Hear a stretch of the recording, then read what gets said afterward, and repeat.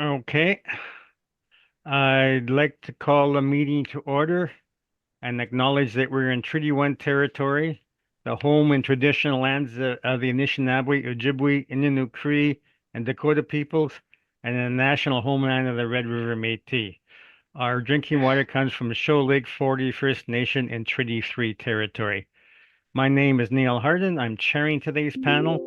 With me are Linda McFadden and Richard Whitbread. The assessor today is Jason Brown, and the administrative personnel is Marizan Day. I hope I pronounced your name right. Yep. Uh, we will be hearing applications for revision of the assessment roll in accordance with the Municipal Assessment Act. The matters for which revision is requested have been described in each application and will limit discussion to those matters. The statements that are made at this hearing are sworn testimony, and anyone speaking to the matters must be sworn in. Be advised that comparisons of assessments of properties are not considered evidence of market value by the board. The board is appointed annually by council and is independent of it and the city administration. It makes its decisions on the basis of the evidence provided at this hearing and issues a written order that be mailed to all parties as soon as possible. Please note that the board's decisions with respect to an application may be appealed to the Manitoba Municipal Board if the matter pertains to assessed value or classification, or to the Court of King's Bench if the matter pertains to the application of exemptions from taxation. Should you wish to appeal, information on how to do so will be included with the board's order. With respect to the hearing process, I will confirm the points of appeal with your property to be addressed with each applicant following the swearing in. We'll then have the assessor's testimony followed by questions the applicant may have, and the applicant's testimony followed by questions. Each side will have an opportunity to summarize if they wish. Once all the evidence about an application is being brought forward, the applicant may leave. The process will repeat for each item on the docket today. The session will close after all the applications have been heard, and the board will deliberate in private and make its decisions. You'll receive the board's decision by registered mail as soon as possible. As information, all public hearings are live stream recorded and will be part of the public record. We will be hearing items 1 through 8 in the docket today. Ms. Day, please affirm the assessors and the applicant's testimony. Mr. Assessor, please state your full name. Jason Brown. Do you affirm that the evidence you're about to give at this hearing is the truth, the whole truth, and nothing but the truth? I do. Thank you. Mr. Rack, please state your full name. Lyle Rock. Do you affirm that the evidence you're about to give at this hearing is the whole truth, and nothing but the truth? I do. Thank you. All right, welcome. Mr. Chairman, Yes, before we start, I just wanted to let you know that the property, the Edwin property will be withdrawn. which address on Elgin? No, Edwin. Edwin. Item Edwin. 4. Okay, Edwin is withdrawn. All right. Okay, so then we will start with 11 McDonald Avenue. So Mr. Brown, you may begin. Mr. Chairman, this is file number 24-364. Roll number is 13091080000. Subject address is 11 McDonald Avenue. This is in South Point, Douglas, between Waterfront Drive and Gomez Street. We have a 2025 assessment of $361,000. This is a warehouse property consisting of one building that is 1 story, built in 1948. We have a 14-foot wall height. The property is zoned M2 manufacturing. And we have an area of 7,265 square feet. On page 3 of my evidence, we have some rent comparables for the subject property. All the comparables, the leases are from 2018 to 2023. Area ranges from 3,680 to 10,000 square feet.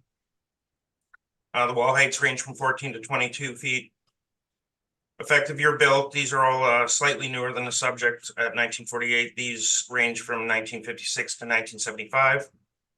And we have fairly tight rent per square foot at between $5 and $5.50. Turning to the next page, on page 4, we have the income workup for the subject. Once again, we have the leasable area at 7,265 square feet. We've used a rent per square foot of $4.73. This yields our gross potential income at 34,363. We've reduced that by 4% for vacancy and 3% for expenses, as well as shortfall at $4 per square foot. This yields the net operating income of 30,836, which we've capitalized at 8.55%. This yields the rounded value of $361,000. I'll just mention that this property is set to poor. It's set to our lowest condition, and that's why we have the low rent of $4.73, combined with the high capitalization rate at 8.55. The median cap rate for this type of property is 5.8, so we've increased it 2.5 basis points, so almost 3. On page 4, we have some capitalization rate information. You'll see the industrial section has been highlighted. The city of Winnipeg's using between their 20th and 80th percentile is 5.35 and 7.3. This obviously falling outside of that, so we're saying that this is in the upper past the 80th percentile. You'll see Collier's, CRBE or CBRE and Cushman Wakefield all ranging from 5.5 up to 7.5 for the various types of properties. I have a map of the subject property on page 7, once again in South Point Douglas.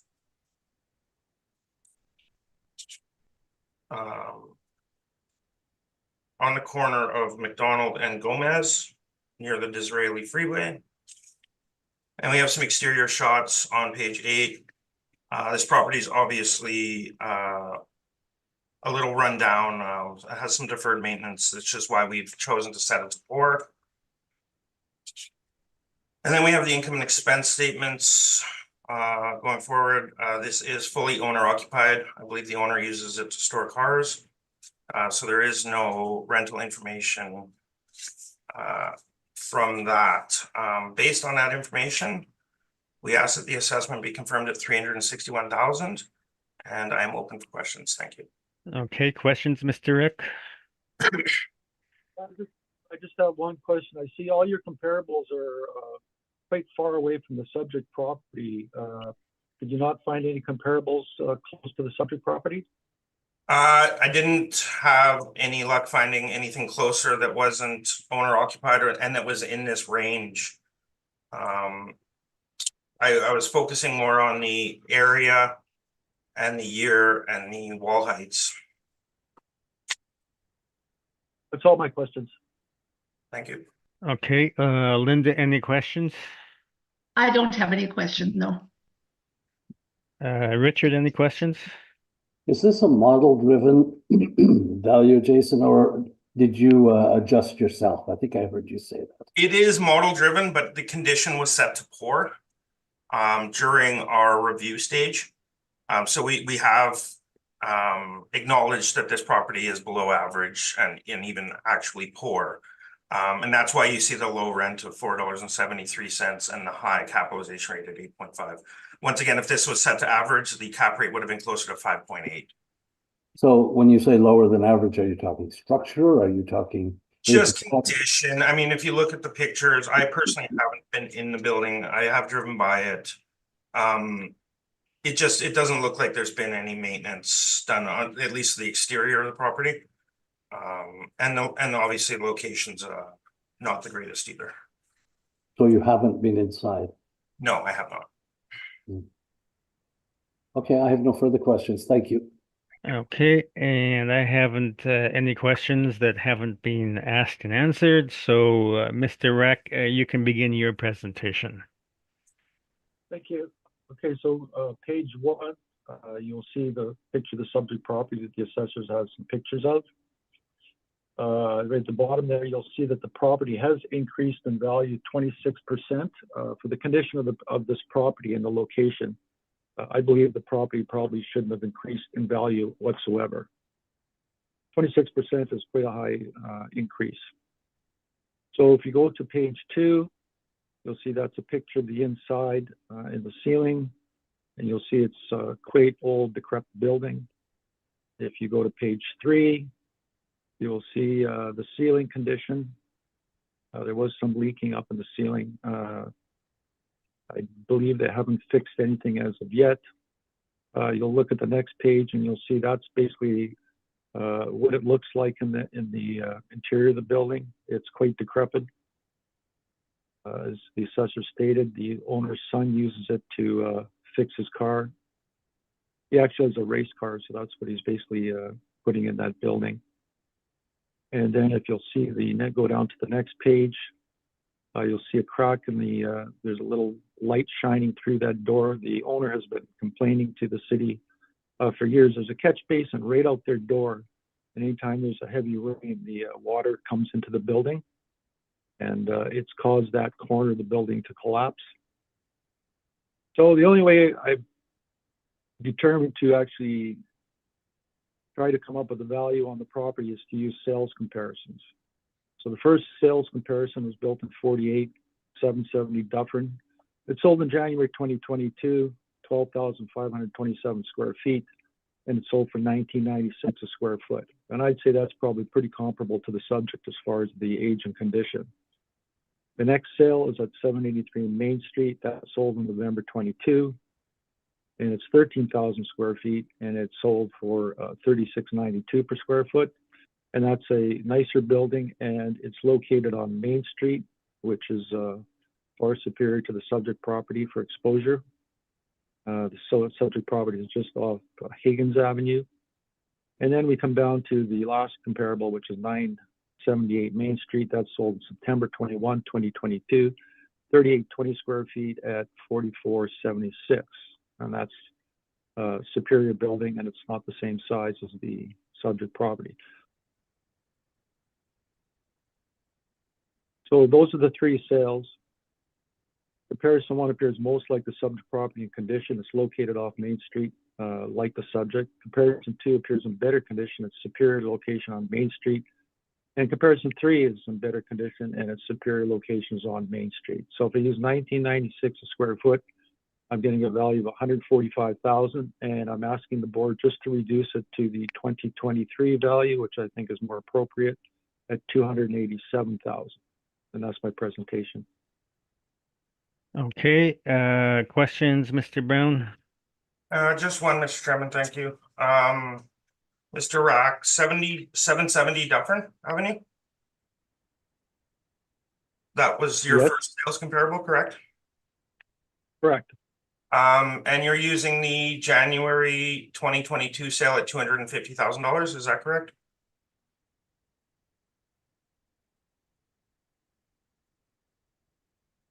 That's correct. Okay, are you aware that that building sold again in January of 2023? So within the reference date for $300,000? No, I didn't, but do you have a rebuttal for that information? I don't, I'm just giving verbal evidence. Okay, so we don't have any, so you don't have that. Okay, that's fine. Those are all my questions, thank you. All right, Mr. Whitbread, any questions? No, I have none, thank you. Ms. McFadden, any questions? No, I have none, thank you. Okay, Mr. Reck, you're asking us to use the direct comparison approach. Why not the income approach, which is the traditional way of doing things? Well, there's 3 ways to value a property when it comes to appraising. The first is the cost approach, bricks and mortar. there's the direct sales comparison, and then there's the income approach. For the condition of this building, as the assessor has indicated, there's nothing really in the area to go by when it comes to rents. The assessor would have more accessibility to rents than I do, and I couldn't find anything except sales.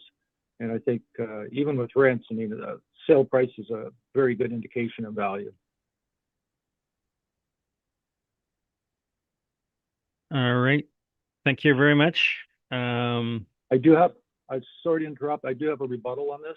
Oh, okay. Go ahead with your rebuttal then. I'll wait till you pull up the rebuttal. Chair, we distribute it.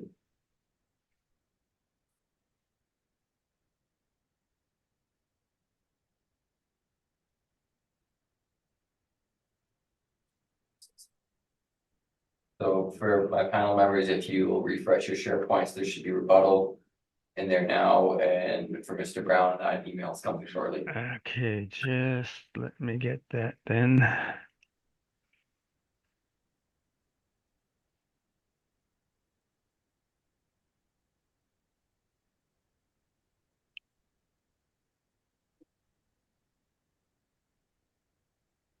Okay, here it is.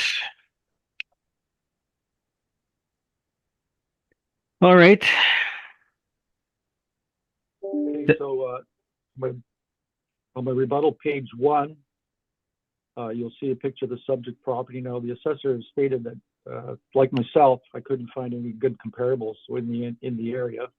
So the first two comparables for the assessors, 860 and 864 Notre Dame. So that comparable is actually on the corner of St. James Street and Notre Dame. That's extremely far from the subject, and basically the subject is by Disraeli Bridge off Higgins. So if you look at that picture, you'll see that that building is far superior, and definitely the location is superior, and the fact that it has parking out front and a lot of parking, I don't think that's comparable to the subject property, and it was built in 1975. If you go to the next comparable, number 3, that's 1647 St. James Street, and that's $5. Now, St. James Street is a high desirable area to have a property on with high visibility. I mean, it's close to Polo Park, so that's a superior building. The location is superior, and it's basically on St. James Street, and it was built in 1974 with parking. So that's not comparable to the subject. You go on to the next, on the 443 Dren, I don't know if I pronounced that correctly. That's in St. Boniface. That's a superior building. It's got a better location. I mean, Higgins has got to be one of the worst locations you could be in. And that has a parking lot, and that was built in 1966. So that's not comparable to the subject property. If you go to the next comparable in King Edward, again, it's in St. James. That is definitely a superior building for location. It has a parking lot built in 1962 and actually has doors that you can actually back a semi-trailer to. Those are loading docks. So the subject property doesn't have loading docks. It doesn't have a parking lot, and that's a much superior building to the subject. And in fact, that would be determined like a flex warehouse. So that would have office space in the front, which the subject property doesn't have, and then warehouse space in the back. You go to the last comparable at 666 Ellis, that's a superior building. And that has basically fenced parking, which the subject doesn't have. It's a lot higher. Building inside is a lot higher. It's more like a warehouse.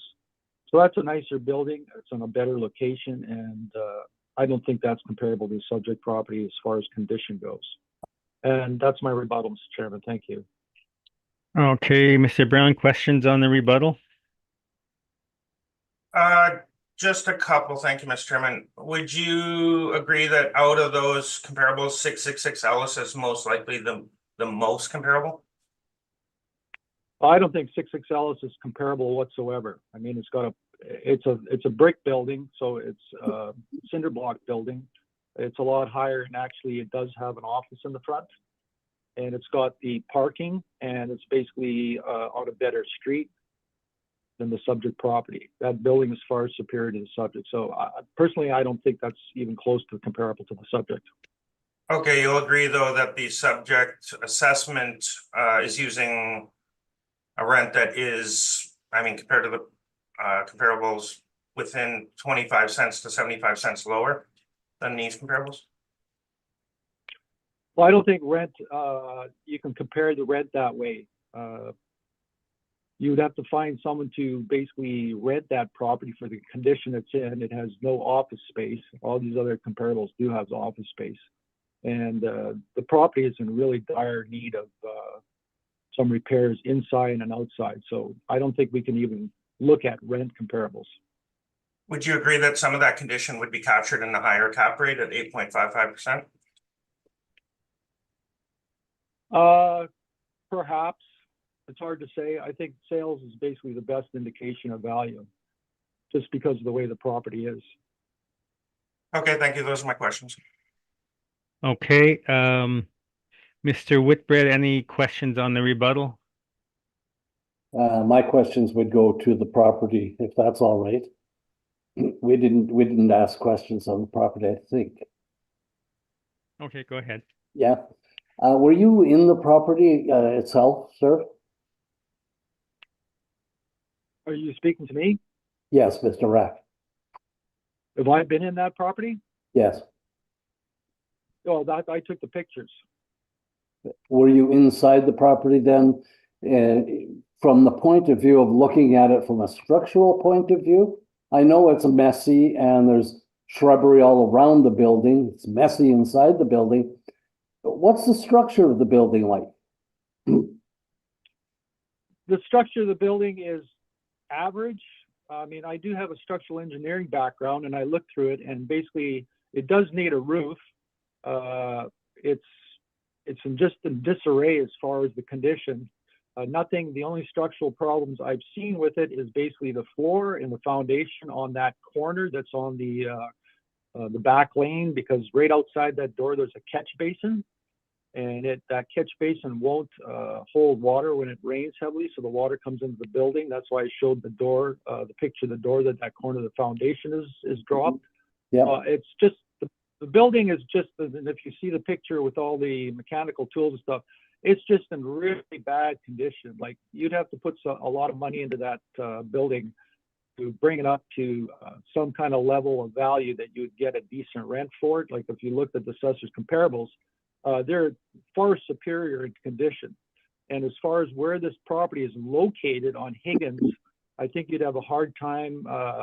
Like, I don't even think it would make sense to put money into this building in the interior and the outside to try to get a higher rent, because you'd never get your investment back. I guess what I'm getting at, and I understand what you're saying about the neighborhood, but when I look at the photos, I'm thinking if that was gutted and all that junk was taken out, one man's junk is another man's treasure. If that stuff was taken out of the building and the building was cleaned up around the outside with a weed whacker and all the rest of it, that's not a big investment. That's preparing it for sale. What would your comment be then? Well, my comment would be that if all you did was clean up the outside and clean the junk out, if you see the condition of the walls and the ceiling, it would still be a low value building. I mean, to someone coming into that building would look at it and think that something's got to be done with the walls, because the walls are just basically blocks. So you might have to put up some drywall. The ceiling needs repair. There's a lot of electrical exposed. If you basically did repairs, now you're going to have to bring it up to snuff to 2024 code. If anything has changed over that time, there's a big investment to put into that building. And if you basically just cleaned it up and sold it, I think my comparables are nicer, and you wouldn't get much for it. Okay. That's my opinion. Okay, I hear you. I no further questions. Thank you. Ms. McFadden, any questions? No, my questions have been asked and answered. Thank you. Okay, and then that concludes this property. We will move on to 931 Wall Street. Now, let me just bring up the files.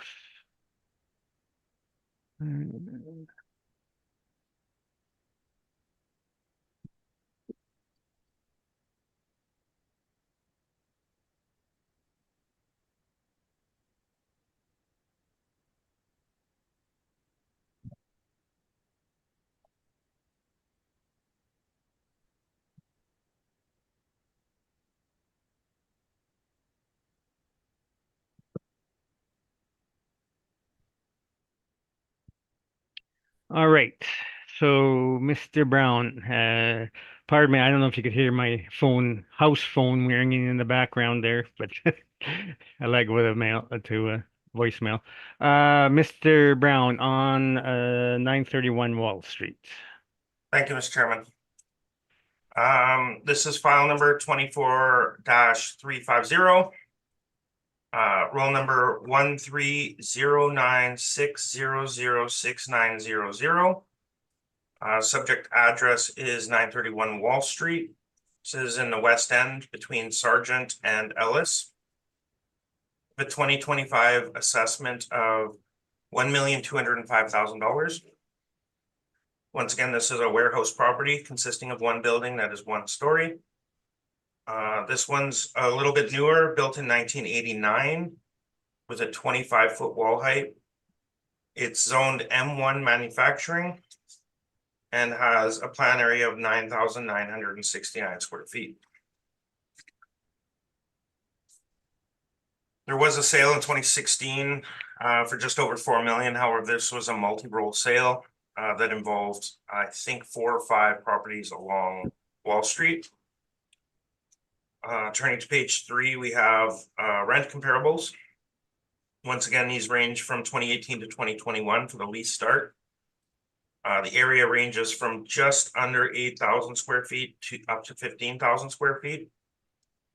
The wall heights range from 16 to 28. And the effective year built from 1965 all the way up to 2002. And then we have a rent range from $8.50 on the low end up to $9.50 on the high end.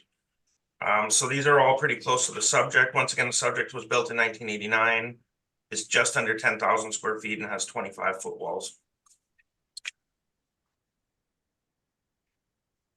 Turning to page 4, we have my income workup for the subject. Once again, 9,970 square feet. We've used a rate of $8.93 per square foot. This gives us our gross potential income of $89,032. We've reduced that by 4% vacancy, 3% expenses, and a shortfall at $4 per square foot. This yields the net operating income of $81,312, and we've capitalized that at 6.75, which yields the assessed value of $205,000 rounded. On page 5, once again, we have the capitalization rates, industrial properties being highlighted. 20th percentile at 5.35 and the 80th percentile at 7.3. Once again, the subject's at 7 or 6.75, so that falls roughly in between those and is supported by the outside sources shown on the right.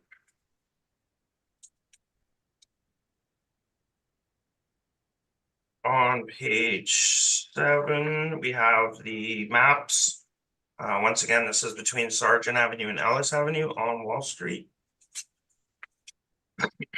Some aerial photographs on page 8 and exterior photographs on page 9. So this is a brick building. You can see the 25-foot wall heights from the outside. This is used for, I believe, countertops currently. I just want to point out on page 10, this property did ask for an extension on May 3rd. And it was granted. They were given until June 30th. Which they did submit these statements on June 30th. So they were within the extension date. The company currently occupying the space is Renaissance Granite. And they are occupying the entire building. Based on that information, we ask that the assessment be confirmed at $1,205,000. And I am open for questions. Thank you. Okay, questions, Mr. Eck? No, I have no questions. Okay, Ms. McFadden, any questions? No, I have no questions. Okay, Mr. Whitbread, any questions? And I have none, thank you. Okay, Mr. Eck, then you can begin your presentation. Thank you, Mr. Chairman. So go to page 1, and you'll see that the property increased by 46%, which I think is excessive for basically a 2-year term. I would I think caution, the this is the, Mr. Reck, this is the second property you've compared assessments to, and the board puts no weight into a comparison of assessments, either within this cycle or between previous cycles. So, Well, Mr. Chairman, I'm just showing the value. I'm not comparing assessments. I'm basically just showing over the period of time between reassessments of what the increase in the value was. that's fine, but the value will be based on the evidence you present, not on comparison of assessments. Well, that's exactly what I'm here to prove is what the current value is. I'm just showing what it was in the previous cycle. Yeah. I'm not making any reference to that whatsoever as far as valuation goes. Okay, proceed. Okay, so on the basically potential income the department's using is $892 a square foot. I think the best indication of value is actually what the property is achieving. You're going to purchase that property based on the income it's achieving and the rent in place at standard appraisal practices. You have to look at what the actual property, you're buying it for whatever the lease is that's in place. So if we go down to page 2 and page 3, you'll see that basically in that property tax was not listed, but it was recovered. And basically insurance, property management, repairs and maintenance is included. So it's a semi-gross rent. So if you go to page 4, you'll see the actual maintenance and repairs over the last 5 years, an average about $20,323. The lowest is 2022 at $13,070, and I'm using that. So basically, you've got insurance, property management, maintenance and repairs is $20,261. We got a semi-gross rent at $74,567, less expenses, gives a potential income of $54,306. And I run that through the parameters that the city has, and I basically get a value of $726,000. I've got a comparison. The first comparison is 921 to 925 Wall Street. That's directly next to the subject, and it's got 7,500 square feet at $588. The next comparison is right on wall, basically January 19th. 2019 to January 2024, 6,510 square feet at $625. And then below you'll see these are comparisons of the Johnson report, asking rents. And basically this is from June of 2023. So that would have covered from January till June of 2023. And you'll see there's a number of buildings listed there ranging from a low of 650 to 675. There's another comparison from the Johnson report, December 22 at 33 Stapleton at 575. Then you get the two Wall Street rents, the actual and the subject. The subject property rent is actually 640. And running through the parameters, I'm looking for 857,000. So that'd be an increase from 824,000 to 857,000 for 2025. And that's my brief, Mr. Chairman. Thank you. Okay, I didn't catch the last part. What was 857,000? That's what I'm looking for, is for the value of the property for 2025, 857,000 based on the actual rent of the property. Okay, I thought you were asking, I'm a little confused here, I guess. I thought you were asking for 726,000. Right.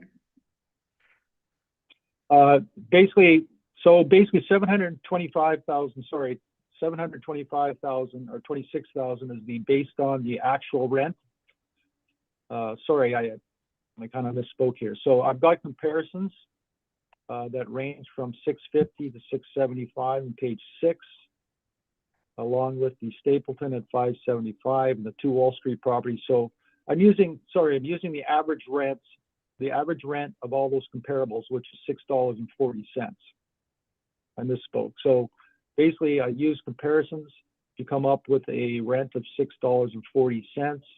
The property's actually achieving $5.45. So I'm using the comparisons to actually ask that the property be used $6.40 a square foot, come up with $857,000. Okay, I based on see. comparisons. All right, so that's the number you want then, 856,000, why 857,000? That's correct.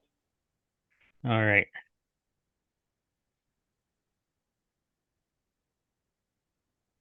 Now my confusion is abated. Okay. Mr. Brown, any questions? Yes, please. Thank you, Mr. Chairman. Mr. Rack, you just stated that the actual rent was $6.40 per square foot? The actual rent is $5.45. Okay, that, on page 2 of your evidence, you have the lease information.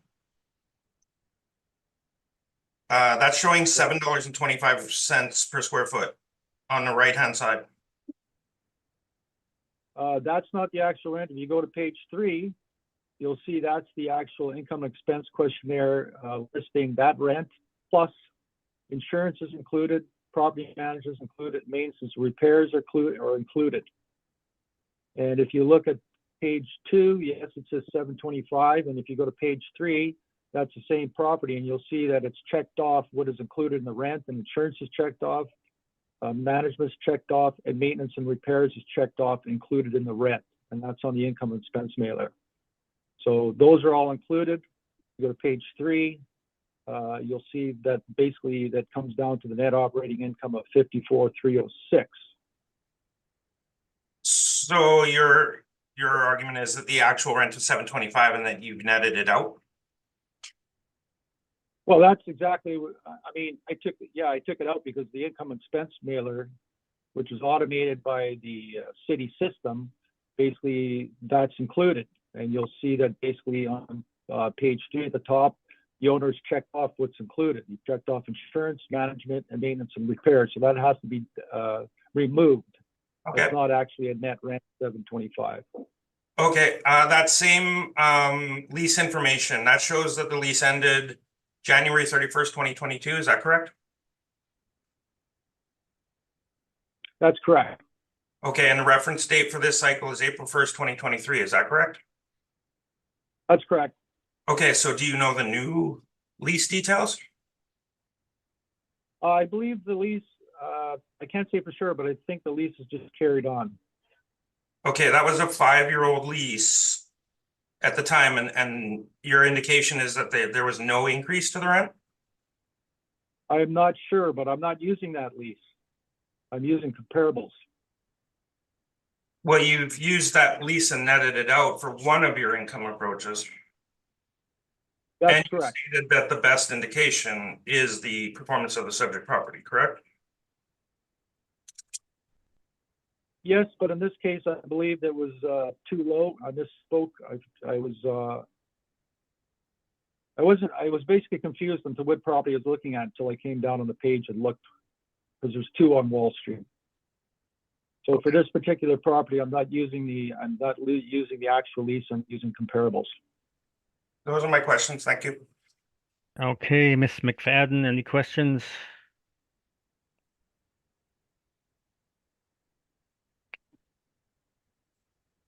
You're muted, Linda.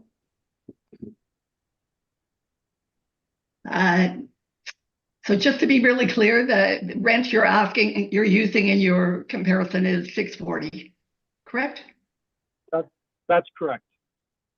Page And 10. all of the other cities' parameters you've agreed with, correct? Correct. Okay, thank you. That's all my questions. Okay, Mr. Whitbread, any questions? No, I have none. Okay, and I have none. Is there any rebuttal, Mr. Rick? No, there isn't. All right, thank you. So then we will move down the street to 983 Wall. And then we'll have a short break after that property. So let me open the files.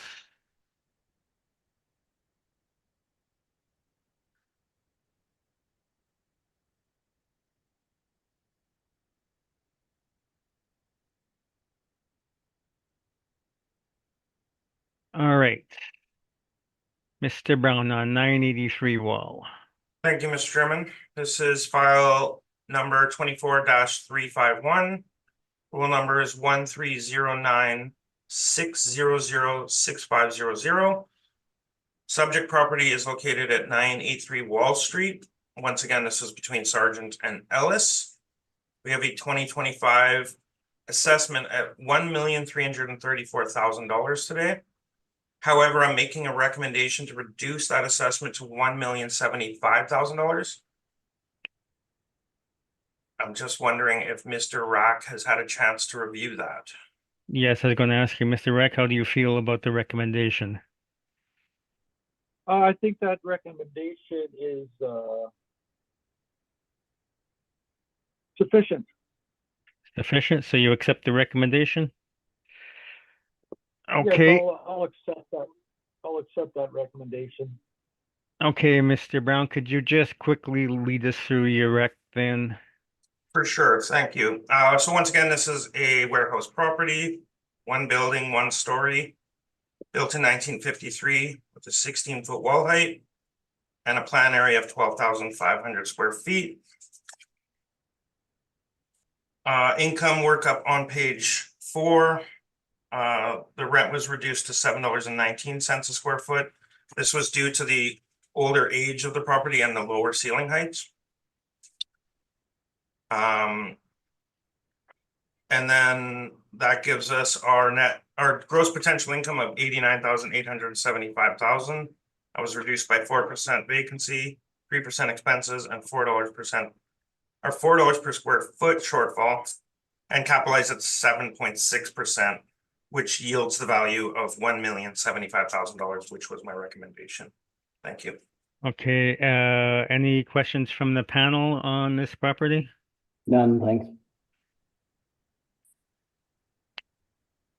I think Linda, you might be muted again. No, I have no question.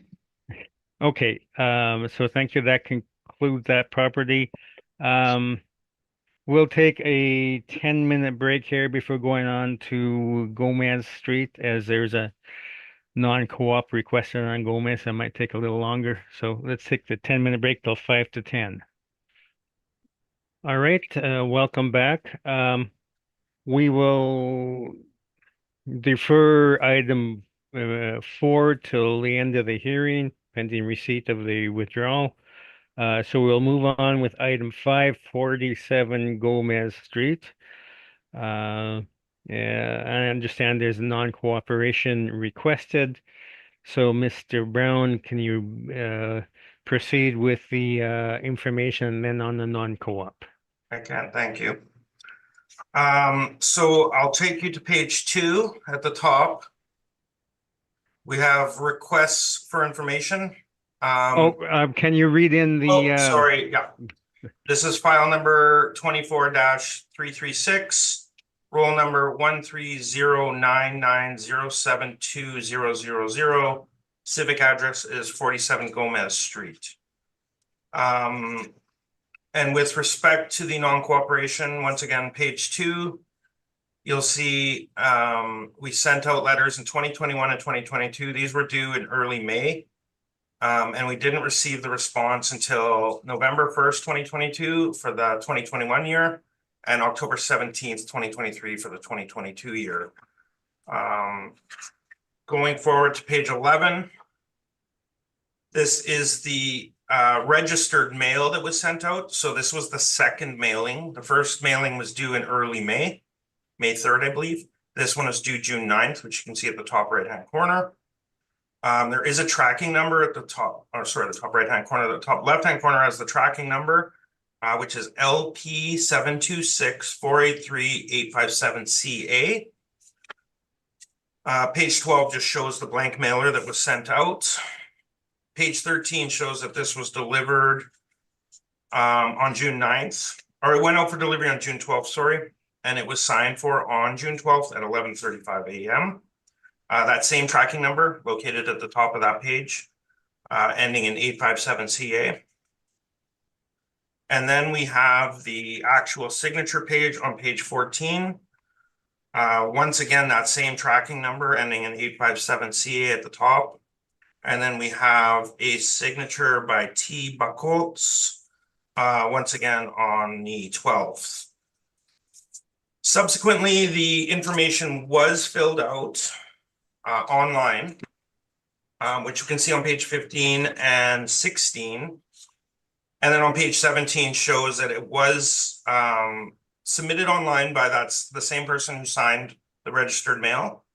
And we can see that it was submitted on October 12th, 2023. So knowing that the original mailing was due early May and the subsequent mailing was due on June, was it 6th or 9th? June 9th. So this was substantially late, being as that we didn't receive it till halfway through October. So based on that information, we're seeking non-compliance. Thank you. All right, Mr. Reck, any questions on the non-compliance? I have no questions. I just have a comment. Well, we'll get to your statement presently. Mr. Whitbread, any questions of the assessor on the non-co-op?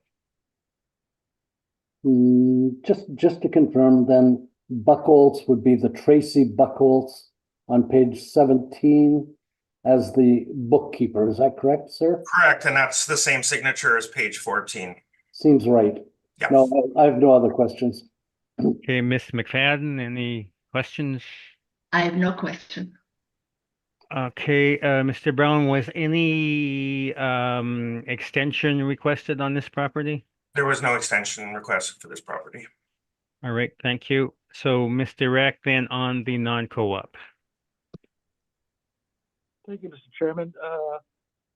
Basically, the secretary has been compliant for decades, and I believe that even though they got it late, that was still sent in, and I don't believe that the owner should be penalized for that. I mean, they've always been compliant.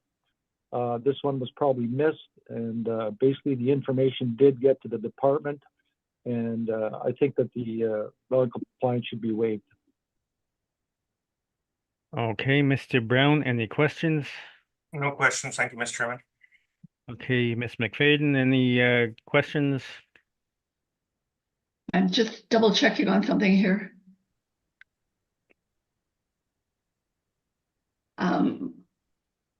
Mr. Rack, you're saying that they were always compliant, but according to the request for information, it looks like they were late 2 years. Is that correct? Or am I reading that wrong? On page 2 of the assessor's sheet, 2021 was received November 1st and 2022, October 17th. Is that? That's correct. As I say, they were late, but they've always sent the information in. Okay, thank you. Okay, Mr. Whitbread, any questions? And just looking at the owner's name and the email address sent from the bookkeeper, Tracy at Leon Brown. Leon Brown is the owner. I would assume that this bookkeeper speaks on behalf of the owner then. Would that be correct, sir? I don't know if she would speak on behalf of the owner, but she does fill out the income and expense questionnaires. Okay, I'm sorry, I misspoke. She represents the owner in the documents. Would Correct. Yeah, okay. Thank you very much, and no other questions. Okay, and I have no questions, so the board will we'll take a recess now, and the board will deliberate and come back with its decisions.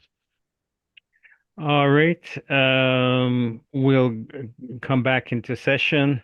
The board has considered the request for non-co-op, and we will be granting that request. The case law is quite clear on this. Late is not good enough, especially when it's substantially late. The city requires the information to be able to calibrate their models and work on their models and that sort of thing. So we will be granting their non-cooperation on this property. Mr. Rack, that means that you have to present your evidence first, and there will be a 1-year deferral of any reduction the board might order. Mr. Chairman, Yes. I just have, I just want to state that the department is willing to accept Mr. Rack's valuation on his property.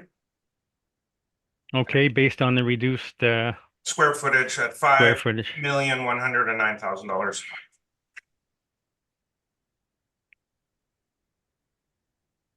Okay, Mr. Rack, and then you quickly read in your valuation then.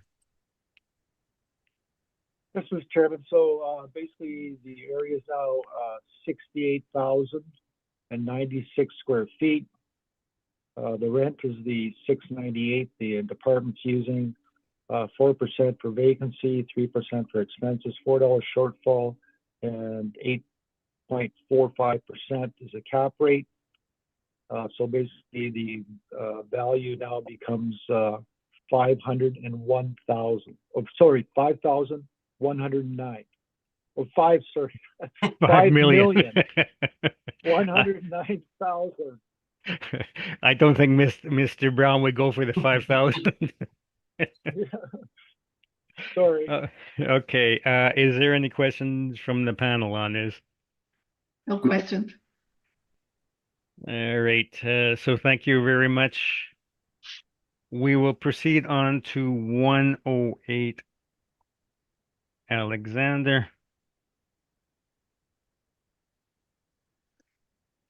So let me just open the files.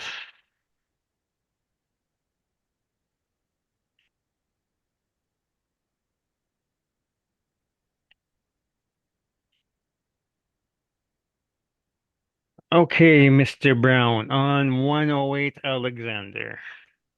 Thank you, Mr. Chairman.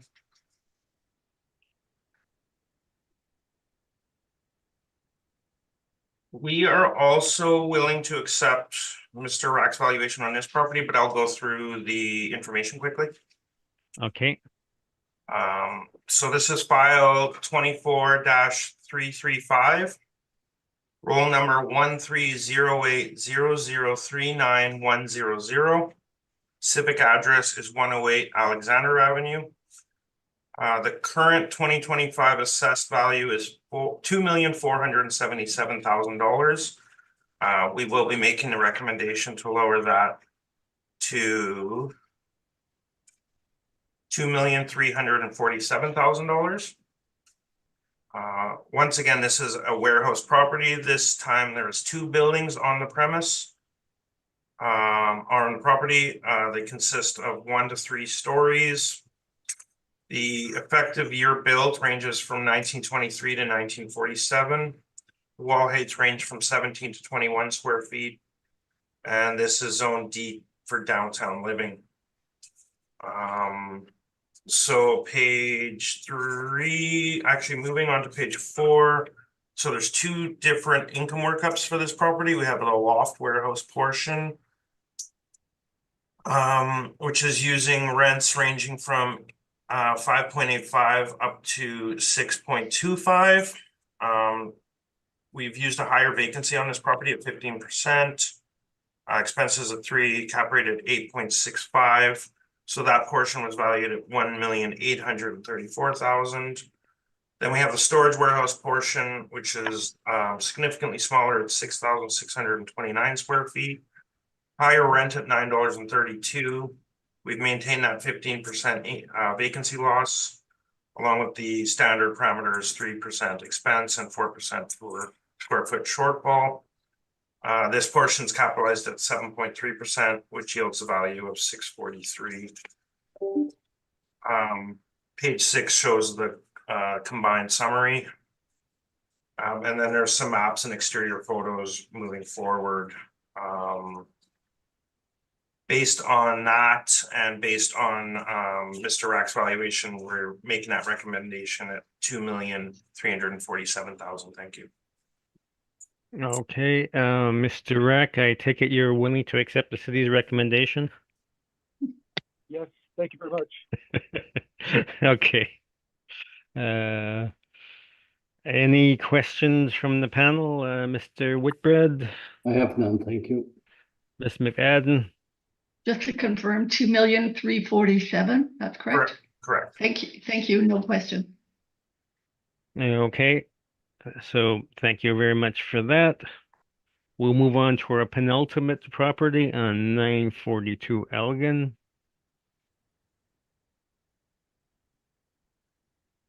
Again, I'll open the files.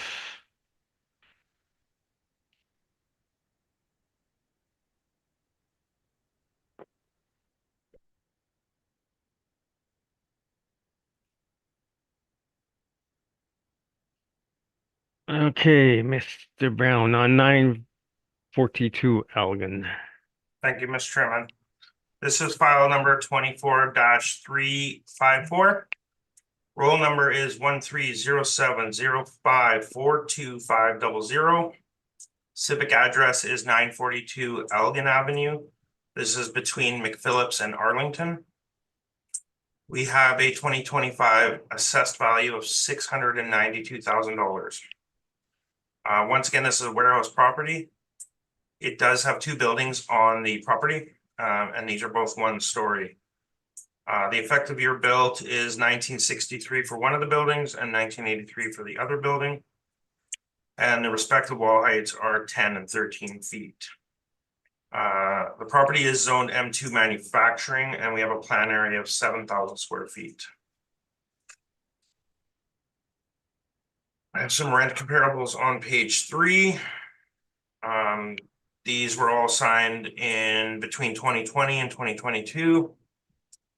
We have leased areas of between 750 square feet and 2,725 square feet.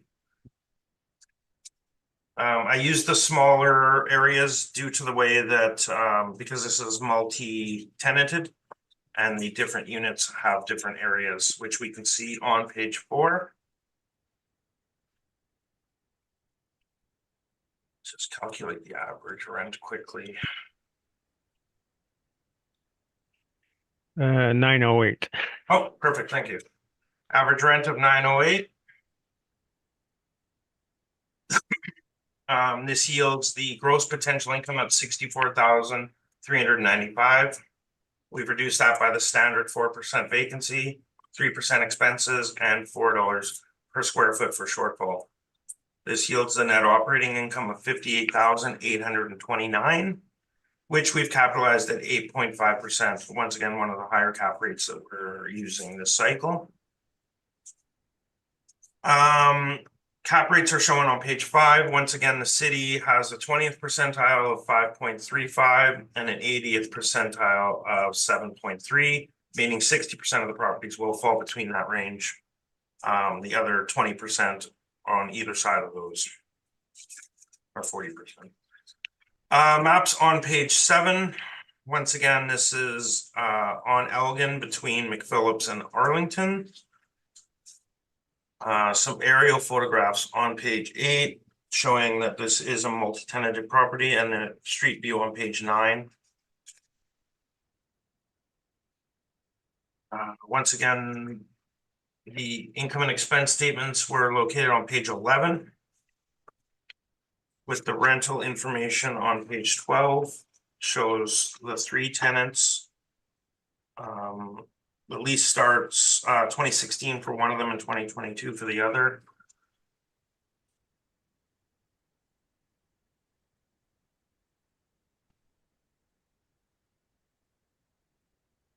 And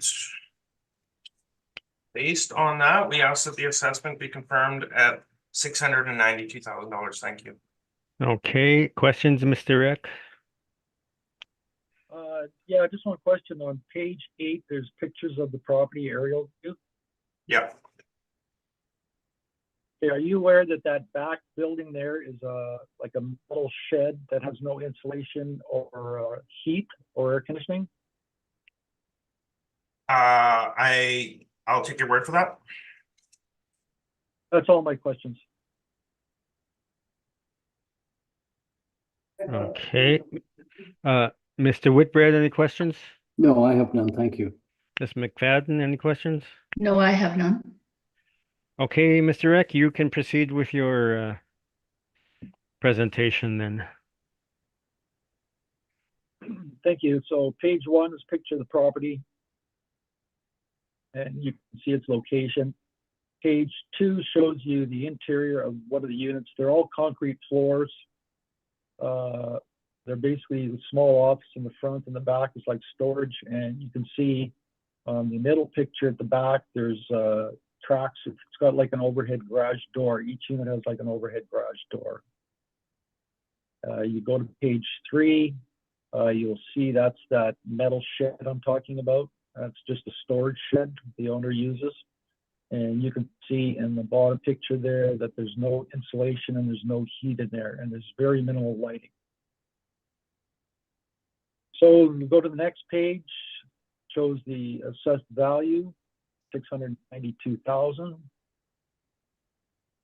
And then you will go and you'll see the next page is the income workup from the department.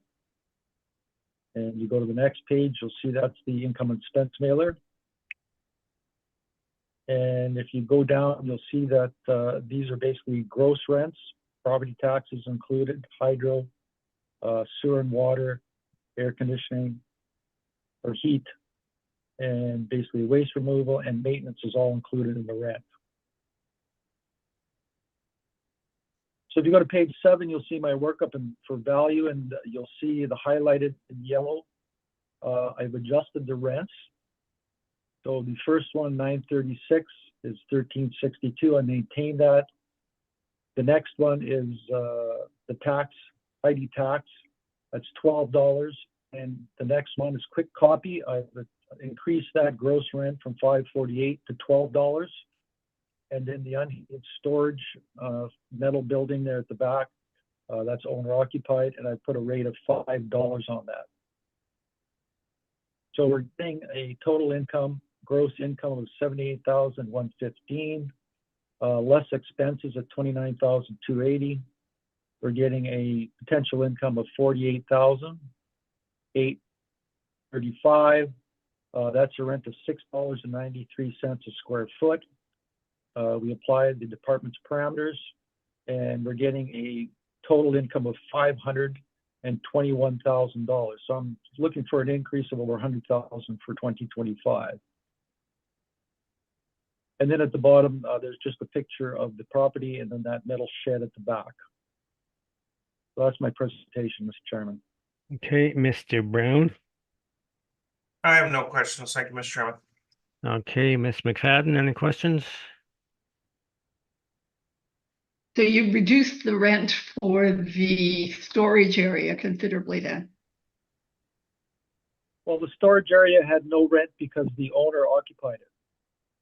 Okay, And that building is basically just a metal building. It's got no interior walls. It's like a metal shed that you'd buy for your property, for your home property. And it's got, I think it's got 2 light bulbs in it. There's no heat in it, and there's no air conditioning, and there's no insulation whatsoever. So it's just a bare metal shed. thank you. All my Okay, questions. Mr. Whitbread. I'm just racing through your evidence here to see if you've got any comparables, Mr. Rapp. No, I went with the actual rents. I think they're indicative. I mean, at $6.93, that's a pretty good market rent for that property after I've adjusted the quick copy from $548 to $12. Okay, So basically, the spaces are getting between $12 and $13.62, which I think is reasonable. And at $6.93, I mean, we've seen the rents on the properties beforehand, so it's almost $7 a square foot for its location and the type of properties. I think that's quite reasonable. yeah, I'm looking at that. Thank you for that. No questions. Thank you. No other questions. Thank you. Okay, and I have no more questions. Is there any rebuttal that either party wishes? No, thank you. Yes, I have a rebuttal. Okay, go ahead. I'll let you bring that up. Yeah. I am just going to distribute it to the panel.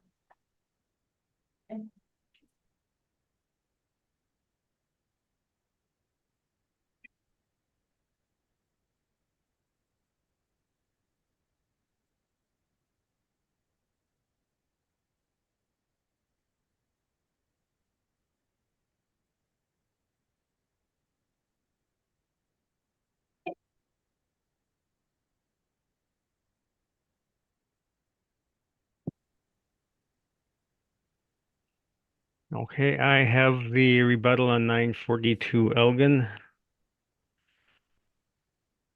Yep. All right. Linda, do you have it? So, I do. Okay, Mr. Rack, your rebuttal, please. Okay, so the first two comparables that the assessor has is 1412 and 1416 Aaron Street. That's Memory Lane Collectibles and Boardwell Tattoos. That's a retail store, and you can see the building is superior to the subject just looking at the windows and the condition. It's basically a nicer location on Aaron. Aaron's a very busy street, so that would demand a higher rent. And it's, like I said, one's a tattoo parlor, so it doesn't have concrete floors like the subject property. The subject property has concrete floors. You go to so basically the department or the assessor is using two comparables and only two comparables. So you got the retail store and the tattoo parlor, and now you go to 301 Weston, so unit C, E, H, and K. So those are two-story units. I mean, you can see it's got a parking lot in front. It's not even close to the same type of buildings as the subject property. And you can see the pictures of as you go down the last picture. So 501 Unit D, that's the same complex. It's just around the corner and it goes down the side. So 301 and 501 are the same buildings on Weston. So that building is not, I mean, you can take a look at it. You can see it's nothing like the subject property, and it's got nice architectural concrete exterior, large windows, two-story. So that's not comparable to the subject. I don't think either one of these, like basically he's only got two properties, and I don't believe they're comparable to the subject. If you got something more comparable to the subject, it would probably prove my value. That's my rebuttal. Okay, questions, Mr. Brown? I have no questions. Thank you, Mr. Chairman. Okay, Mr. Whitbread, questions on the rebuttal? None, thanks. Ms. McFadden? I have none. Okay, thank you. We will then move to our last property, 980 Elgin.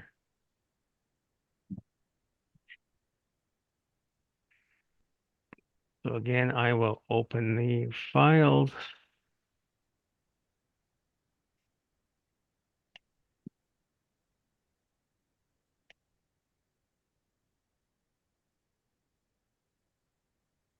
Okay, Mr. Brown, on 980 Elgin.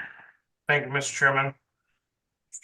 This is file 24-357. Roll number is 13070544500. This is just up the street from the previous property at 980 Elgin, once again between McPhillips and Arlington. Defending a 2025 assessment of $856,000. Once again, we have a warehouse property with one building that is one story, built in 1968 with 13-foot wall heights, zoned M2 manufacturing, and we have a plan area of 9,570 square feet. Rent comparables shown on page 3.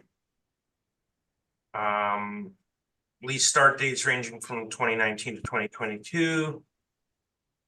Leased areas ranging from 1,500 square feet up to 2,725 square feet.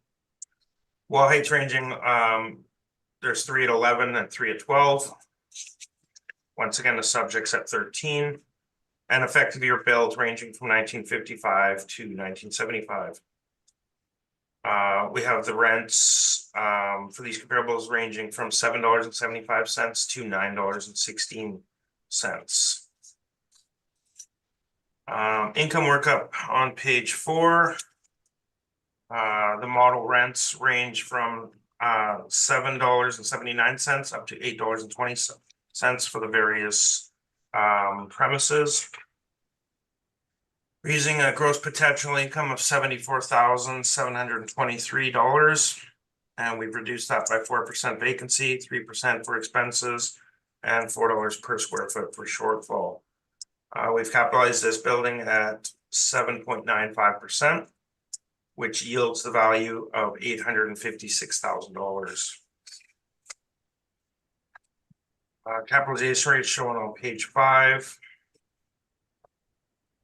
We have the map view on page 7 and the aerial view below that. And some other aerial shots on page 8 and some street view shots on page 9. We have the rental information and the income expense information, page 11 through to page 13. Based on that information, we ask that the assessment be confirmed at $856,000. Thank you. All right, questions, Mr. Reck? I have no questions. Okay, Miss McFadden, I have no questions. Thank you. Mr. Whitbread. I have none, thank you. Okay, so Mr. Reck, then you can begin your presentation. Thank you. So on page 1, you'll see the picture of the building. It actually is like the previous building that it has overhead doors on the back. And the total leasable area is 9,500 square feet and not 9,374. So I've used the actual 9,500 square feet, which comes from the income and expense mailer and has been used for years. So if you go to page 2, you'll see that for 2025, it's $856,000 and the city workup. And then you go to page 3 and you'll see that basically that's the income and expense mailer. And there's basically, if you keep going down to the next page, page 4, you'll see at the bottom that actually property taxes are included, insurance is included, management's included, waste and sewer is included, and basically snow removal is included and maintenance is included. And only for 4820 or for Lewis Catering, they actually pay some marketing, wastewater, and maintenance. So if you go to page 5, you'll see that the actual rents are the Canada Holdings rental is $695. I increased that to the highest rent that's being achieved for GRR Holdings and Casino Fantasy. So I've taken that rent from $695 and bumped it up to $8. The last one, Lewis Catering, is at $434. I bumped that up to $8. So now we're getting a gross revenue of $76,000.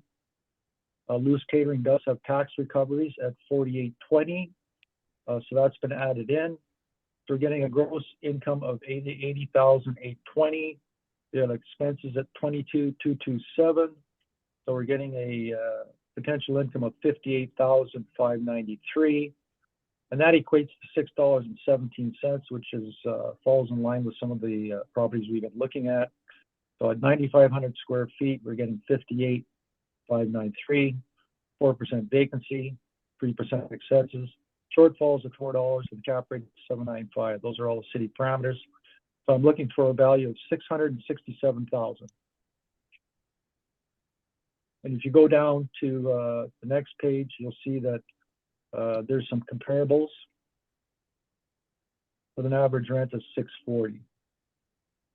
So at $617, and then if you go down to the last page, you'll see the property that these are assessed comparables for 2023. So we're getting basically the first one at 666 Ellis. I know it's at $390. I must have a step up because the assessor has a higher value. I think at $5 and something for one of the other properties we've been hearing about. And then the next one in St. Boniface is at $496. And then one at 109 Higgins at $5. So basically I'm applying a rent of the actual rent of $6.17, which I think is market and after the adjustment of the rents on those two tenants. And so I'm looking for a value of 667,000. Thank you, Mr. Chairman. Okay, questions, Mr. Brown? I have no questions. Thank you, Mr. Chairman. Okay, Mr. Whitbread, I have none, thank you. Ms. McFadden. I have none.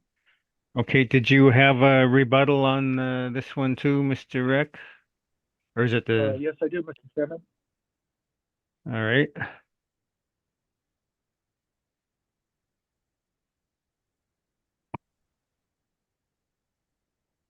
It's the same rebuttal, but I'd like to have it put in as evidence as the last property because it's the exact same comparables that the assessor Yeah. used. I thought it might be. All right, yeah. Okay, I don't think there's any real need to run through it again. We've heard the presentation. That's fine. Yeah.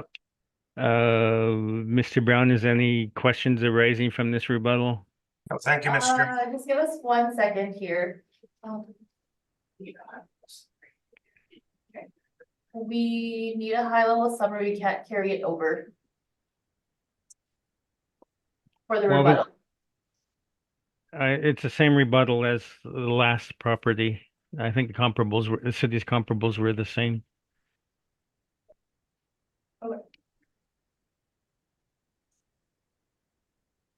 Okay, Mr. Whitbread, any questions? I have none. All right. So thank you on that. I think we've heard all the properties now, so Mr. That- Chair, we need to address item 4 in the withdrawal. item Go 4. to recess. Yes, we'll recess until the for a few minutes until the withdrawal is sent in. So Lyle, could Yes, I you have do I've got it all that? filled out. I've got it all filled out. I just got to send it to you. Yep, okay, do that, and then we'll take a quick recess, wait for that to come in. So Neil, just for the record, I also have no questions. I don't think Oh. that was. Okay, But that's fine. sorry. I Sorry. just want to put it on the record, that's all. All right, sorry about that. No problem. Okay. So we have heard all the properties on today's agenda, with the withdrawal of Edwin Street, and so the hearing is now concluded. Thank you very much for your presentations, gentlemen. Thank you, Jason. Thank you, Lyle. Thank you, Mr. Chairman. Thank you, panel members. Okay, Thank you. Yeah. Have a good day. Thank you, panel. Bye for now. Bye. Bye. bye.